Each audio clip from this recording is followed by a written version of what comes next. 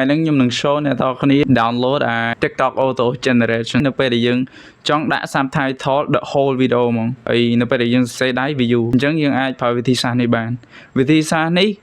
ដោយខ្លីគឺយើង upload video របស់យើងនឹងចូលនៅក្នុង TikTok បន្តមកទៀតពេលដែល TikTok វា generate subtitle ហ្នឹងហើយយើងគ្រាន់តែ capture ឬ download subtitle ហ្នឹងយកមកដាក់នៅក្នុង video របស់យើងយកទៅ post នៅក្នុង platform ផ្សេង tool ដែលអ្នកនរគ្នាឃើញនៅពីខាងក្រោយខ្ញុំហ្នឹងគឺ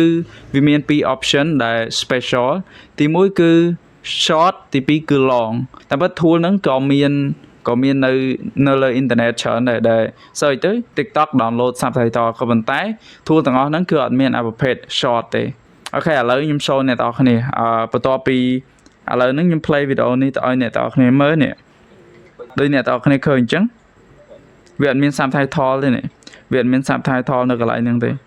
ឡូវដើម្បីដាក់ subtitle វាបានអ្នកនរគ្នាត្រូវ upload វីដេអូហ្នឹងចូលនៅក្នុង TikTok បន្ទាប់ពីអ្នកនរគ្នា upload ហើយ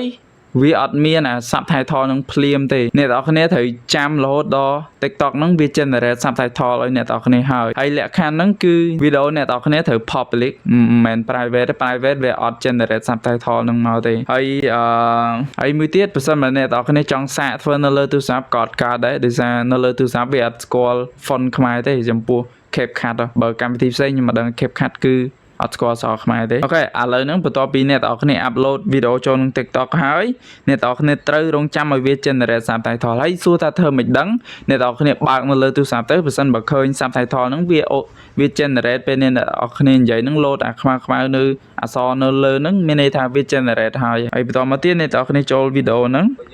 បន្តមកទៀត click ហើយចុច Ctrl C copy link អញ្ចឹងមកហើយអ្នកនរគ្នាចូលនៅនេះ icode.site ចូលនៅក្នុង icode.site មកបន្តមកទៀតអ្នកនរគ្នាមើលនៅនេះកន្លែង sidebar របស់វានេះនៅ bar get TikTok sub ចូលកន្លែងហ្នឹងមកអ្នកនរគ្នាត្រូវ pass link ដែលអ្នកនរគ្នា copy មិញពី TikTok វីដេអូរបស់អ្នកនរគ្នាហ្នឹង pass ហើយចុចអានេះគឺ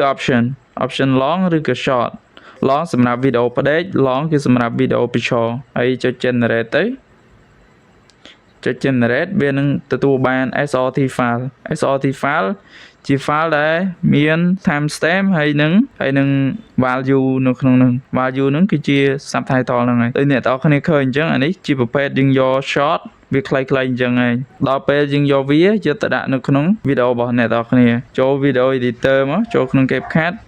អានេះគឺជាវីដេអូដែលអ្នកនរគ្នាឃើញមិញវាអត់មាន subtitle ទេឥឡូវហ្នឹងទាញហើយអ្នកនរគ្នាត្រូវទាញវាយកមកដាក់នៅក្នុងនេះណែទាញវាយកមកដាក់អញ្ចឹងមកវាមាន subtitle ឥឡូវយើងសាក play មើលវាជំនួយយើងដែរអូខេបើយើងអាច capture បានដែរនេះខ្ញុំឆ្លាញ់ software ហើយចំពោះខ្ញុំដាក់ធំឯនេះដល់គ្នាមើលឥឡូវយើងមើលធ្វើការ customize ឬក៏ edit បានចឹងប្រចាំនេះគឺ interesting ធ្វើដល់ advance ហ្នឹងប៉ុន្តែលើសុខខ្មែរគឺអត់មាន open source ឬក៏ application ប្រភេទហ្នឹងទេអញ្ចឹងថ្ងៃនេះខ្ញុំនឹងមកផ្សាយអ្នកគ្នាអំពី application ហ្នឹងថាប៉ុណ្ណាដែលអ្នកគ្នាអាចប្រើប្រាស់មកខ្លួនឯងទេខ្ញុំអត់ទាន់ដាក់ link ឲ្យប្រើទេអញ្ចឹង maybe ថ្ងៃក្រោយខ្ញុំនឹងដាក់ link ឲ្យអ្នកគ្នាប្រើ AI វាជា deep learning អញ្ចឹងវាយូរបន្តិចអូខេឥឡូវនេះគឺយើងបាន application មួយដែលអ្នកគ្នាឃើញសារពាក្យដែលខ្ញុំដាក់នៅលើនេះហ្នឹងទៅគឺបានអញ្ចឹងទាថានៅនេះគឺយើងមានអក្សរខ្មែរហើយនៅtrênអក្សរខ្មែរអញ្ចឹងអ្នកគ្នាគ្រាន់តែដូច screenshot អញ្ចឹងអ្នកគ្នាគ្រាន់តែអូសមកអញ្ចឹងមកខាងក្រោមនេះគឺយើងគ្រាន់តែអូសឲ្យចំបន្ទាត់ហ្នឹងមកនេះចំបន្ទាត់ហ្នឹងមកតោះមកគឺ yeah there we go គឺយើងប្រើបានactually គឺយើងមិនប្រើអញ្ចឹងយើងប្រើបានច្រើន font ដែរ handwritten គឺសម្បីតែអក្សរប្រភេទនេះនេះក៏យើងអាច capture បានដែរអូខេដូចអ្នកនរគ្នាឃើញអញ្ចឹង accuracy វា